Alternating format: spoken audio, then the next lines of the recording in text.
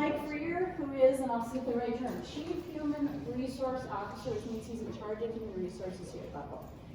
Giving up his time to come and talk to you. And Mike, can you explain a little bit? You told me a little bit about your union background and your teaching contracts. How do you know a little? Yeah, so my daughter is a teacher, well, was a teacher until January. She taught Forest Lake School District, and she taught also in the Chesterfield County School District in Richmond, Virginia. I was in the AFSCME union as a corrections officer, so I've been a vice president, a treasurer, interim president, steward, and helped with contract negotiations for the union side, and when I worked for the state, I've been on 7 different negotiating teams. So he's got a little bit of experience. I was very surprised when I learned this yesterday that, wow, this is the guy to talk to if you want this information. And I don't know much about Dave, Sure. But I know that Dave is the Assistant Vice President of Human Resources, so he's the next person up there at Human Resources. Do you have any background specifically in education? I don't. No, actually, higher ed is new to me. Okay. So I'm a Bethel grad about 20 years ago, Okay. and we've done some for-profit. What's that? 40 years ago. 40 years.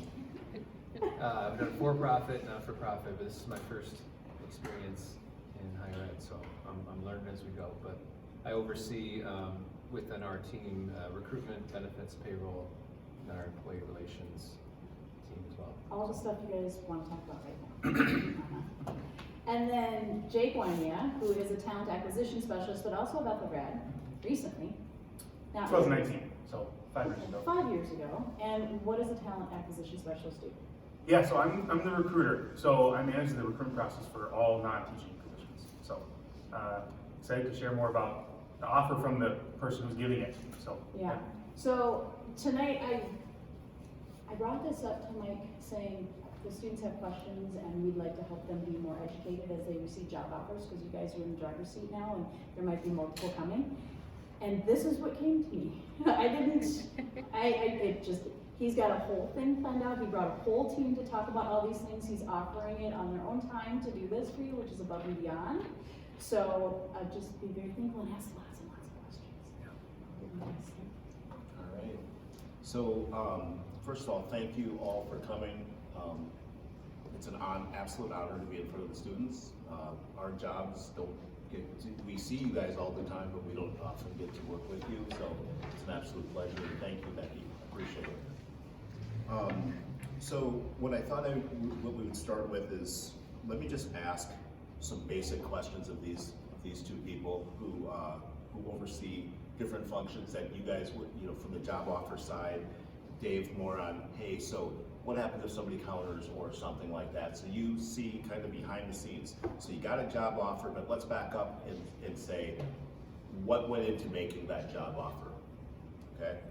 So I'm gonna ask Jake the first question. Jake, what are your expectations of the person you're making an offer to while you're on the phone? yeah, that's a good question. I think first and foremost, I'm not expecting them to accept right away, right? So if you're on the phone with someone, they're saying accept right away, you don't have to. Honestly, it's more so I'm expecting to convey the big important information, pay, start date, benefits, and then talk about what the process looks like. So how long we give to wait to hear back and just to answer any questions. So I'm not coming in with any sort of preconceived need to accept now or anything like that. But, yeah. So you're not looking for an immediate acceptance? No. What is the typical response that you get after you offer somebody a job? Yeah, I like to hear thank you, or I'm excited about the job, right? That doesn't always happen. So there's a key thing you can say, I'm excited about the job or something like that. But a lot of questions, that's what I hear a lot, right? And I try to do the best I can to be ahead of those questions, so sharing information before, but it always happens. So that's a common response. And then, of course, we just talked about it, but people always ask, how long do I have until I need to accept or decline? So that's a pretty common question, yeah. So what is that answer to that question? How long do you normally give? Yeah, well, for us at Bethel, we give 48 hours, 48 business hours, right? I'm not calling someone on a Sunday if I offer them on a Friday, but before you have business hours, but every place is different. I've been at places where it's 24 hours. I've been in some places where it's a week. It just depends. So I think kind of a good advice would be, well, ask for as much time as you need. But if you get offered on a Monday or Tuesday, try to get back to them before the end of the week. If you get offered on Thursday or Friday, try to get back to them on Monday or Tuesday. Ask for the weekend. But ask for as much time as you really need, and they'll tell you if that's okay or not, right? Obviously, you can't say, well, I need a month to think about it, but don't feel afraid to ask for a week or ask for 72 hours or anything like that. Yeah. And I would say right now, keep in mind that right now, Yeah. what we would call a seller's market, or a buyer's market, excuse me, not a seller's market. We're selling the job, you're buying the job, right?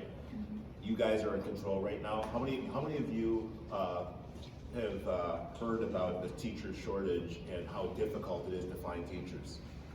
That means you're in charge, Yeah. right? So while we may be making offers, we've got less people that we have to offer to, which means you can ask for things that you wouldn't normally ask for, and be able to get away with it. If I've got 5 people hanging on the line, I don't necessarily need to make sure that you accept that offer. But if I only have you, or if I've got 5 positions and I'm trying to fill all 5 of them, and I got just 5 candidates, I need every one of you, right? So right now, you guys have so much control. Until you guys start hearing, hey, guess what? There's no longer a teacher shortage. You really have a lot more control than somebody going into business or something like that. Yeah. So good point. So Jake, is it okay to counteroffer? Yeah, and I would almost encourage it. If a recruiter is mad about that, then they're not a great recruiter. So yeah, there's obviously differences, right? I mean, going into public schools, a lot of them have a very set out, pay scale and grades, and you can look at some of these contracts and they have them in there. But even still, sometimes you can negotiate. They'll be able to bump you up a few levels. I'm sure some of you are maybe even talking to charter or private schools. Absolutely, that's where you're going to want to counter, because they don't necessarily have as strict pay grades and union relationships. So, but there's also, and this might be one of your questions, but countering pay is not the only thing you can counter, right? Let's say you are talking to a public school and they can't offer you more pay. You can ask for more sick days. You can ask for, maybe they pay for education, something like that. So there's other things that you can counter besides pay. So let's talk a little bit, so with my union experience, let's talk a little bit about unions. Unions are very good and very, very bad at allowing for flexibility, because it's more about fairness, right? I'm actually pro-union, have no problem with unions. They do some good things and some things they're not so good at, but fairness is what they're looking for. But the state of Minnesota, when I used to be the CHRO at St. Cloud State University, and also at North Hennepin Community College and Metro State. The fewest number of unions I dealt with was 7. In every single one of those cases, I still had flexibility to bring in people above step 1, up to step 3, and then I had to do something to justify that above that. So even though you may be a brand new teacher, you might be able to negotiate an extra step. And it doesn't hurt to ask, as long as you're polite and you're being, and anytime you're trying to negotiate something, make sure that you're justifying it. Don't just say, well, I'll accept it step 2. I'll take step 2. Here's how I plan to engage your students. Here's how I plan on making sure that every student succeeds. Here's how I will make sure that parents are completely involved. Right? Sell yourself to sell that extra step. As Jake said, the other thing, so my daughter, as I said, was in the Forest Lake School District. One of the things that she negotiated, so she was teaching 4th grade, the Spanish immersion teacher left, and so she got moved over to that because she spoke Spanish. Well, she asked for more money, they said no, so she applied for some other jobs, went back to them after she had another offer, and they gave her 2 more steps. She had the power at that point in time. So that's why you make sure that, that's why I wouldn't accept any job right away. Think about it, go back, think about what you would sell with yourself with this specific job, and then reach forward, reach back out to the recruiter and say, here's what I was thinking. I think it's important too, Michael, to just add, the worst they can say to a counter is no, right? So you can ask for the moon and the stars and they'll tell you no, but that's okay, so. Yeah. And Jake, Dave, when somebody counters, does it get to their supervisor after that count, when they offer a counter? Yeah, I mean, here it absolutely does. It probably depends on the organization. Some recruiters might be given the flexibility to say, from here to here, you can do whatever you need, but here it absolutely does. And I would suspect at most schools it does too. So it goes to the supervisor and then those conversations happen. And I will say this is my 5th educational institution that I've worked at. This is the only one where it actually goes back to the supervisor. Most places will actually not bring it back. They'll give him a range. You could go from 35,000 to 45,000. As long as you stick within that range, you're good. So I would say that's my 18th or 19th year in HR. I think that's it's pretty common. What about the private sector, Dave? Yeah, usually you have a range that you kind of play with as a recruiter. You've got a budgeted amount for each position that you have posted, so there's a little bit of wiggle room. Yep. So, so Dave, overseeing payroll, benefits, things like that, what are some of the things that you expect if somebody calls Jake and says, hey, I want a counter, and it's a questionable counter? What are some of the things that you would walk through as a supervisor to make sure that that is something that we can approve or can't approve? Yeah, there's a couple of factors I think you look at. I think Jake mentioned this earlier. When someone has just a well thought out rationale, you know, I maybe have an offer from another district that's offering me this. Can you match that? I really would love to work for your school. If there's some thought behind it, then I think that really helps with the process and makes it much more palatable to say, like, okay, I see why this person is asking for more. It makes sense, you know, given their experience level, given their ability. So I think that can be really important. So if it just feels like the person's like they're just asking for more money because they want to, or I'm trapped in an argument with my 8-year-old son now and they just want to win the argument, that's where it gets a little disconcerting. But if you go in and say, you're offering me this, I would actually like this, and here's why. I think that is really helpful information, and kind of, again, it's something that then a recruiter could go to their supervisor and say, this is a really great candidate. They're asking for a little bit more money than we originally had posted, but I think they're worth it, and here's why. And so, you know, you want the recruiter on your side at that point to say, I really think we should accept this person's counteroffer because they're going to be a great fit on our team. And I don't know what your experience, but I can safely tell you that if somebody's coming to me and asking for $2,000 or $3,000 more, that to me, that's not even worth the discussion. Just go ahead and give it to them, and they're going to be able, because more than likely for $2,000 or $3,000, they're going to be able to justify it. It's not that big of a deal. But if you're asking for 10, 15% above what they're asking for, you better come with some pretty good explanations, because that's pretty hard to do. And then you have people like us sitting in the background saying, okay, if you want to pay that, go ahead. But they better live up to 15% more, right? So now you're coming in with more scrutiny. So be reasonable with what you're asking for, because you don't want to have extra eyes, if you will, on you. And that doesn't mean at 2%, $2,000, 2%, 5%. That's typical. Very, very, very normal.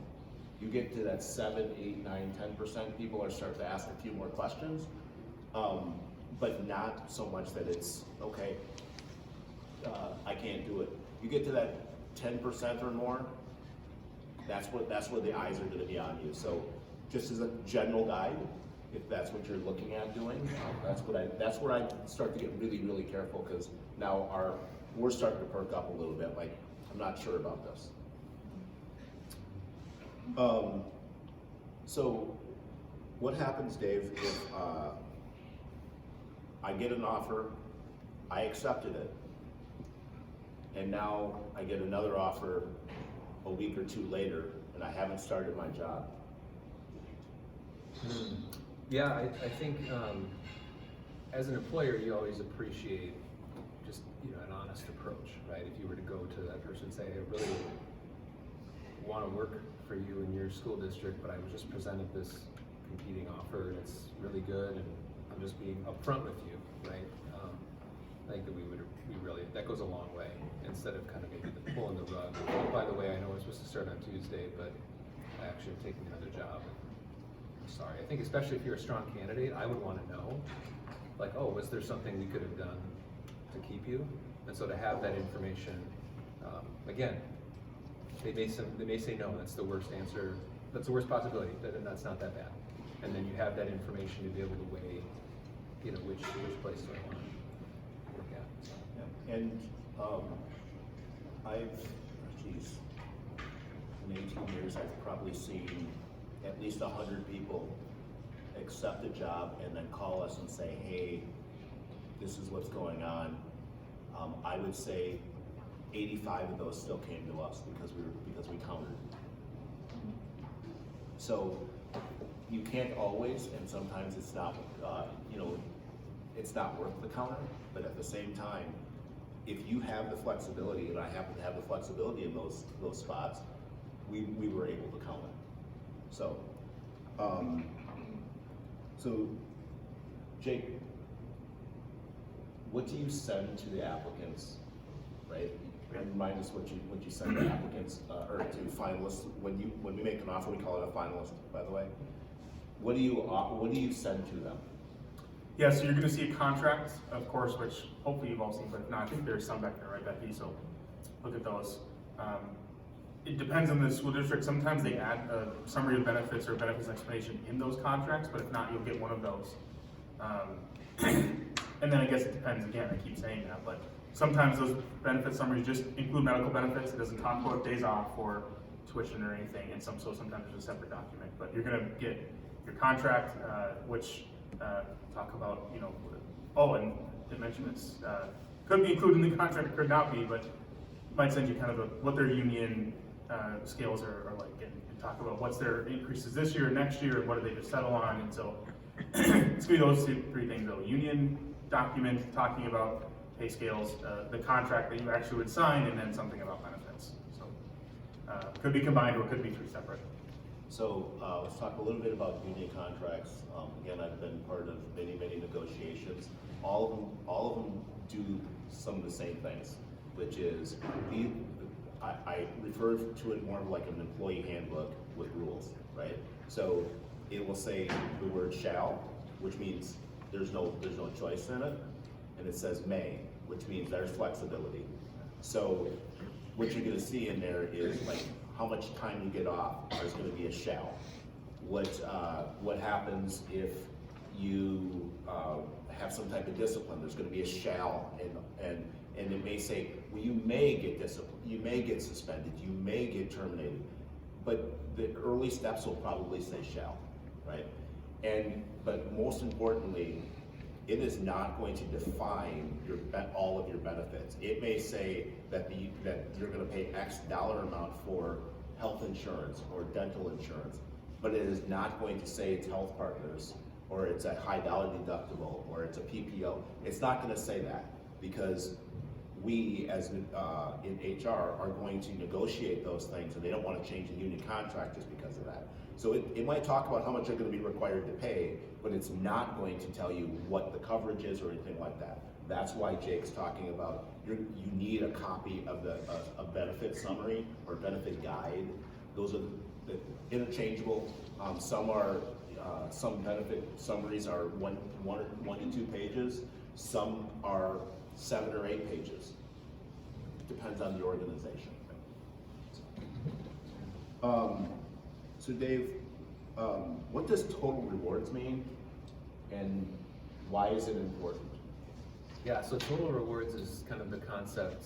Is anyone familiar with that term? Have you heard that before? So it's just the concept of what all is included in your compensation. So in addition to your salary that you're going to be paid, you got to think about, well, how much am I going to have to contribute to the health plan? So I might get a really high salary with one offer, but my costs to pay for my health insurance are really high. So my take home is less, versus another employer, maybe they'll offer it a little bit lower, but I have less money coming out of my check for health insurance, so that at the end of the day, what's my take home? So total rewards, we talk about everything that's offered to you. So health benefits, your paid time off, do you get, as Jake mentioned, like some sort of tuition reimbursement or continuing education dollars, additional learning kind of paid for professional development, that type of thing. Retirement plan options, right? Is there a pension that you're going to be a part of? So all that's kind of the total package of what's the rewards or compensation that you'll be offered. And so those are important things just to kind of have a holistic view, right? Who's the health insurance through? Do you have a certain doctor that you see that's only a part of this specific network? And if you take this job, you're gonna have to find a new doctor or pay out of pocket for something like that. So not to get too much into the weeds, but there is more than just, here's what my annual salary is gonna be. It's part of a larger picture. And we're hoping to come back at some point and talk about insurance. I think if we got into the details of insurance today, we could be here for 3 more hours. There's a ton of things around insurance that when we look at something, we see the hidden stuff in it, if you will, versus the average person isn't reading the same thing that we're reading. For example, how many people have heard of a defined benefit or defined contribution plan? Yeah, that's inside baseball here. For defined benefit means pension, meaning when you retire, you're going to get so much money every single month. You're going to get $3,000 a month for the rest of your life after you retire. A defined benefit, a defined contribution plan means you're going to build up a whole bunch of money. You're going to have a pot of money, $500,000 that you're going to have to budget for the rest of your life. Right? So I worked for the state of Minnesota for 25 years, and I have a pension plan, but I had the option of also purchasing through my own deductions a defined contribution plan, so that I could build up a lump sum. And my God rest his soul, my brother who's passed away told me on day one, you will put money in. I said, I can't afford it. He said, put $5 in. And every time you get a raise, put a little bit more. So that money now is, right now as we talk, I looked last night, it's $162,000 from starting at $5 and going up to $100 over a 25-year period of time. And I have a pension. So a little bit about the reason I'm explaining this to you now is because if you're really, really, really good at budgeting, a pension, which is what a lot of public teachers are getting, is great. If you're okay at budgeting and you have the option of having a little bit of a lump sum for something that breaks or something that comes up, the earlier you start, the better off you're gonna be. So that's the only thing I'm gonna touch on. Well, unless you guys have questions about benefits, but I really wanted to touch on that now, because my daughter, when she got her offer in Virginia, it actually said that she had a defined benefit plan, and she was like, what in the world does that mean? So when we're working and negotiating benefits, we have benefit brokers who help us and things like that, and they often write a lot of these summary guides and things like that, and then we'll go in and we'll put the word pension instead of defined benefit, because people don't know what that means. So we'll take out all of that stuff. But some places are lazier than others and don't want to be as transparent, and they will just leave in that language. And so that's why I wanted you to at least hear it. I don't expect you to remember it. You can come to our office, you can call us anytime, and we'll help you understand that and things like that. But I just at least wanted you to hear that, because you might see it in an offer. Yeah. Could you just repeat the terms, it's pension, and then what was the other? Lump sum. Lump sum. Yeah. So. All right. That's all we wanted to have you guys ask more questions, so we just wanted to briefly cover some things. So we'll open up to any questions that all of you have. Hi. So would that be the same thing as a employees voluntary beneficiary association? Say it again. Employees, He's reading this. Employees That's it. Voluntary Beneficiary Association, Aviva Trust. Does anybody else want to see a contract? Just to get a feel for what it's like to look at one, they're big.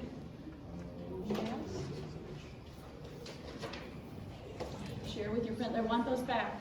They're a lot. yeah, so that's just gonna be so there's dozens and dozens and dozens of different types of retirement plans. For example, there's a 401k, there's a 403b, 401a. That is just that's what I mean by just saying fancy language. You get that kind of language, ask two questions. Number one, does this mean I'm getting a pension, or when I retire, am I getting a lump sum? Because ultimately, those are the things that are gonna matter. What vehicle it's sitting in is the 401k, the 403b. That's just stuff that the federal government says, yes, you can take this money from this type of account and move it when you go to someplace else over to this type of account, or you can't, right? That's all that means. It's just a fancy term for a retirement account that's either paying you a lump sum or a pension.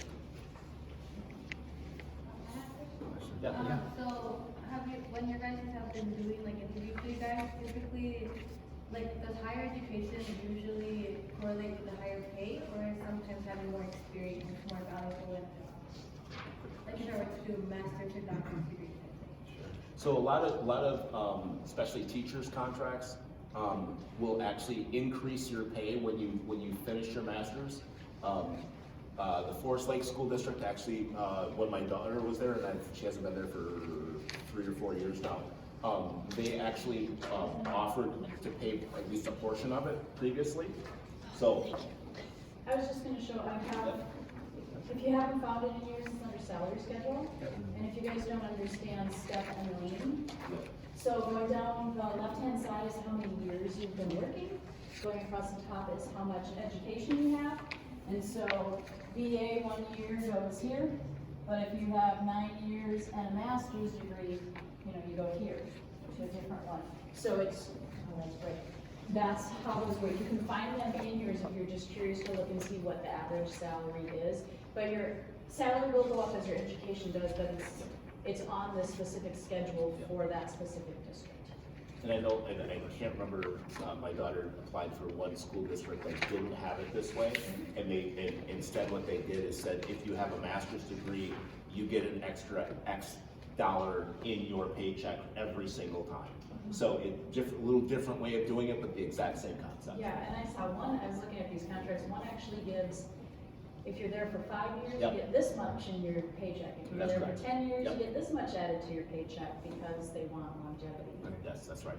So to answer, it is kind of both, right? Yes. But this is also, I was talking about this when, like, recruiters will send you, look for this. This Yes. is it's different in every place, so, yeah. Yes. What does the, like, BA plus 15, BA plus 60, what does that refer to? So a BA is your bachelor's degree. Yes, And but then 15 the years of plus. experience. No, Oh, BA, 15 credits 15 towards your credits master's. beyond your BA. Yeah. So if you So- guys start, when you work towards Yep. an MA, if you're not getting it right away, you'll Yep. get maybe 50, once you get to 15 credits, your pay will go up. Once you get to 30, and it's typically around 645 when you're getting your MA, or 60 when you're going on Well, to the BA. and so when I got my master's, it was 32 credits. But, so so this could be based on quarters, or it could be based on semesters, but in general, they're gonna do exactly this and just say, after you have X number of credits beyond your bachelor's degree, we're gonna pay you X. And those can be undergraduate credits or graduate credits. Generally, they only count graduate, but some of them do count bachelor's as well. And school districts typically require you to get approval. Correct. You can't just go get them and then say, pay me. Yep. You have to say, I'm getting these, and I would like to be paid, and they make sure it's accredited school, and then we'll Yep. do that. Don't want to get too much into this, but Minnesota also has some new laws that were passed in this last year. And it's a little bit more difficult for employers to turn down those types of things, because if your contract says you're required to do it, and you did it on your own, you didn't necessarily have to get permission from your employer to do it. And they can't, if their contract says you have 15 credits and I get more, I would speculate in Minnesota, especially in the next couple of years, they're not gonna be able to turn that down. Yes? You said you got your master's with 30-some credits. Would that count as BA plus 30 or in the master's category? No, soon as these fantastic faculty members have decided that you've met the criteria for a master's degree and you get that piece of paper, you can forget all the credits before that, you're now at the master's and going forward. Yes? So, do you, like, if you were to teach, you still have to, like, if you want to get a master's degree, do you have to still be in teaching area, or can you get something else and like apply that into teaching? That's pretty clear. First of all, they're not gonna help you pay for something that's gonna take you away from them. And second of all, if it's not what we would call an equivalent, meaning it's gonna apply to your current job, they're not gonna pay you extra for it. So if you got an MBA rather than a master's in teaching, they do not have to honor that because it has nothing to do with teaching, is what they would say. So you have to be, if I want to continue to teach, you have to be in teaching. If you get a master's in teaching, then they're gonna keep you on this scale. But if you got a master's in social work, and you wanna go into social work at the school, they'll honor that, but they're not gonna honor the social work for teaching education. Same with seminary and. Same with seminary and things like that, yes. Are there other fields that are considered like applicable to education? Or not really? They're really, really strict. Okay. You have your specialties. Yes, Yeah. exactly, So social yeah. studies, math. Yeah, But exactly. it's still in education. right? That's correct. Special ed, those things. I think there's some sort of like administrative, like if you're Yes. trying to be a principal or something Higher like ed that. administration. They might take Okay. that, but Yeah, secondary education, secondary administration, absolutely. Okay. I can tell you what I did. I did my IB certificate here at Bethel, and they got me credits. It wasn't towards a master's, it was just to get my International Baccalaureate certificate, which then gave me 15 credits, which moved me up my pay scale. So there are other ways. You don't always have to be going towards a specific degree. You can be going towards Yes. just a certificate that you want. You can get a catalyst certificate if anybody's interested. There's other ones that you can get. But my daughter also looked at getting a special education certificate, right? So, Good questions. Can I just, one thing that surprised me when I was talking to Mike yesterday was, and Jake, maybe you can describe this, but he kind of said the job offer is not only a job offer, but it's almost, a sales pitch. Can you explain what you mean by that? When someone's offering a Yeah. job, what does that kind of mean? yeah, the sales pitch. I mean, when I'm making offers to people here, I'm selling Bethel. Right? Why would you come work at Bethel versus coming to Northwestern or going to another school or a for-profit, right? So you might get some of that in an offer for a school district, right? They might, or recruiter might try to sell you on who knows what, but some things that you're kind of like, oh, that's weird. Why do they say that? They're just trying to sell you on why is White Bear Lake School District better than Forest Lake or that's something like that. Yeah. Yeah. So is that? Yep, getting that's at- what I meant. Yeah, 'Cause, yeah, yeah. You know, the way that many, like I felt, was yay, they're offering me a job. Yeah. I never looked at it as the fact that they're gonna offer somebody else a job if I don't take it. Yeah, that's right. It's not, that's their job is to find someone to fill this position, not to just pick me. And so to remember, you are the nice, beautiful, shining object that we're concentrating on at that moment, right? And so we're gonna sell you on, this is the positive aspect of coming here. Every single spot that you go has its warts, right? But that doesn't mean they're misleading you. They're telling you the positives. And if you get into a long enough conversation, you'll hear some of the warts as well. But at the same time, if Jake is not selling Bethel to get you to come here to work, he's not doing his job. And if we're getting a whole bunch of people saying, hey, guess what? Jake is saying, don't come here. Jake's not gonna have a job here, right? So everybody is trying to sell you on, come here, this is why. Yeah. They're gonna give you a whole bunch of fancy language around some different things, go back to the main thing. Total rewards, what flexibility do I have? Why do I wanna work there? What got you excited to apply there in the beginning? And if that isn't still there, question whether you're going there. Yeah, and I've heard a lot of people say, like, in an interview, you're actually interviewing Oh, absolutely. them. What are some good questions to ask that aren't, like, putting them into uncomfortable of a Oh, that's a position? fantastic question. Really good question. I would say it's okay to put a recruiter in an uncomfortable situation too, so. Absolutely. So if you're like, I don't know if this is gonna make them uncomfortable, ask it.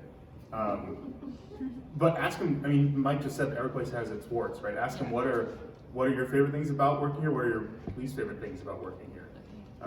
Try to get the full picture, not just the sales pitch. So there's probably a million other ways you could say it. But, yeah.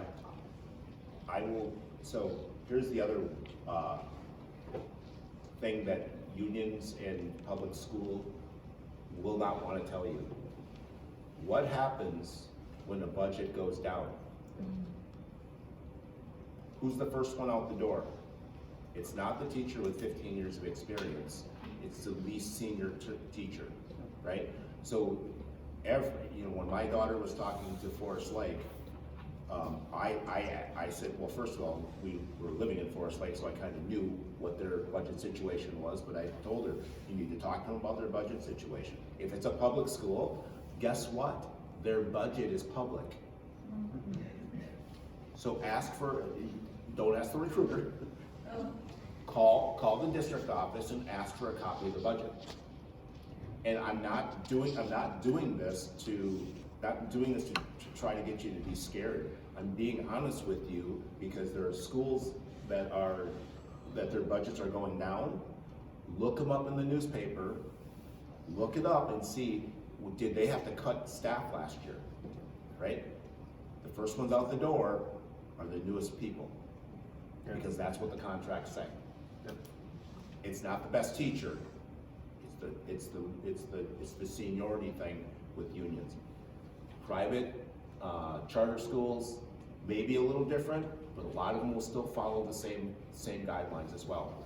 It's just gonna be a lot harder to get their information because they're not required to give it to you. I think it's helpful to think about too, as you are looking for a job, what's important to you? Yes. Right? What kind of workplace do you want to be involved in? What are your values? And make sure you're asking those questions as part of the interview process. It's okay to ask, as Jake said, the recruiter or the hiring manager, how long have you been here? Why have you stayed? What do you love about this job? Really kind of get into some of those questions so that you want to walk away from that interview experience feeling like I have the information that I need to make a good decision about the position that I'm going to work at. So, I'd also ask how long has the principal been there? Yeah. How long has the superintendent been there? Why? Because superintendents hire principals. Principals who have been in a spot a long time, that shows longevity, it shows consistency. They're probably decent because they've been in that job a long time. At the same time, it means there might not be as much flexibility, but if a school's hiring a new principal every single year, probably says there's something wrong, right? And how long was the previous principal there then, right? All of that is public, especially in a public education institution, all of that is public knowledge. Good question to also ask, at least in the non-teaching sectors, you can ask, why is this position open? Yeah. Is this a new teaching role? You're adding a new section or classroom? Did the previous person leave? Did something happen? So just kind of trying to get a feel for why are you looking to fill this position?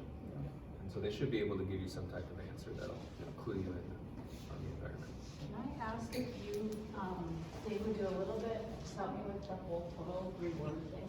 Yeah. Like so, in my opinion, the students look, or the teachers, when they get their jobs and they go, "Ooh, that's not coming in your pocket, No. right? So can you explain a little bit what's going out? Yeah. But what other, like, if you wanna write, there's board behind you, but I wanna tell them first off, your 30% is going to taxes. Yeah, And so, right. drop that. Yeah. And what are the other things that are being added that may not be cash, and the other things are being taken out for those add-ins. Sure. Well, I imagine, union dues, right? That should probably be spelled out, how much am I paying? Right, that should be in your contracts, and they're not terrible. Right. They're not typically And then terrible. asking a question, what do the health insurance premiums look like? So premium is kind of, and deduction, those are kind of the terms that are interchangeable. So the deduction is coming out of your paycheck every 2 weeks or every twice a month, whatever your pay schedule is, to pay for your premiums, or to pay for your benefits. So So you're starting with 45, you're losing 30% for taxes. Yep. Then you're maybe, okay, Maybe mine, $100 a check for your insurance. for your insurance, Yep. depending on what you have, mine's more than that, but it's for my family, so I guess that makes a difference. Yeah, the more people you have on your plan, the higher the Okay, rate. so Are there different benefit options to pick from? Is it just one? Can I choose? But with that, what I pay, I end up having amazing insurance. Right. I pay $28 copay to go to just about any doctor that I wanna go to. Right. And that's amazing, that's not always the option. There are ones, can you explain what a deductible one is? Like the, Yes, I so we'll know get in the deductible. weeds a little bit. So deductible would be the amount that you have to pay out of pocket before insurance kicks in. So you have a $1,000 deductible, you go to the doctor and your bill is $250. That $250 you have to pay for until you reach that deductible. And then the plan would kick in, 80% or 100%, however it's structured. and some of those deductibles are higher than $1,000. Yeah. Some are very high. They're called high deductible plans. So the higher the deductible, the less you're paying out of your paycheck. And so if you're young and healthy and I never go to the doctor, I only go once a year for a physical, then it can make a lot of sense to say, well, I'll take a high deductible health plan because I'm never going to use it. And then I have less money coming out of my paycheck. And then I can just squirrel some money away in savings to cover. And sometimes they'll give you vehicles like a health savings account, flexible spending account, where you can set money aside to pay for medical expenses. Now we're really getting in the weeds on benefits, which we said we weren't going to. but- Yes, I'm just trying to Yes. pull it, so you have how much you paid, you have 30% for your taxes, you have a certain amount for a union, you have a certain amount that goes out for insurance, but you do get insurance. Yep. What else would be going out? What other- Dental, life insurance. Yeah, Dental, it's kind of life. one package, Yeah. insurance. Okay, Yeah, so all the includes a few different insurance would things. go out. Yeah, yeah. How about retirement? What's- Retirement, Retirement. yeah. And that's How much? pre-tax, and it goes to build up, so you are not getting that money Could be in your paycheck. pre-tax. Could be Some are pre-tax. pre-tax, some are not. Yeah. Do you guys see why I'm kind of talking about this right now? And so a fair question too, like for retirement is, I'm not sure how this works with districts, like does the employer match? Is your- Then you do, it's Yes. in the contract. Yeah, and that employer match, what that means is if I'm contributing 4% of my paycheck, for example, goes into my retirement plan, and the contract states that your employer will contribute 50 cents on the dollar or dollar for dollar up to 4%. So if I put in $1, my employer puts in $1. So now I have 2. If I put in $4, they put in $4 up until a certain point. And so knowing what that is can be very helpful to say, oh, they're gonna help me build my retirement faster if they're matching on top And of then it. just to add on the non-money things would be, well, it is money, but in a different way, your time off.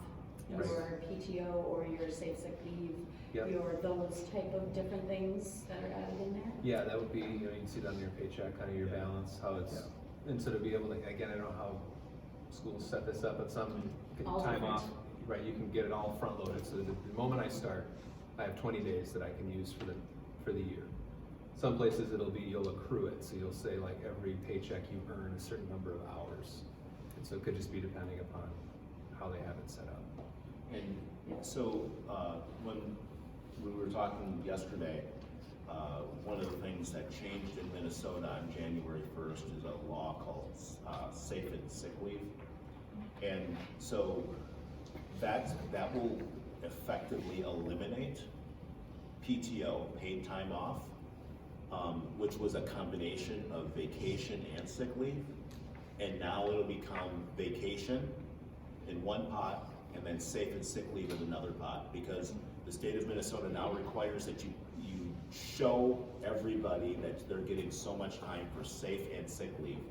And so what they did is they said, okay, if I gotta show the state of Minnesota 80 hours in safe and sick leave, and I was giving 160 hours total to everybody for their leave, their PTO leave, I'm gonna show 80 hours of vacation and 80 hours of safe and sick leave.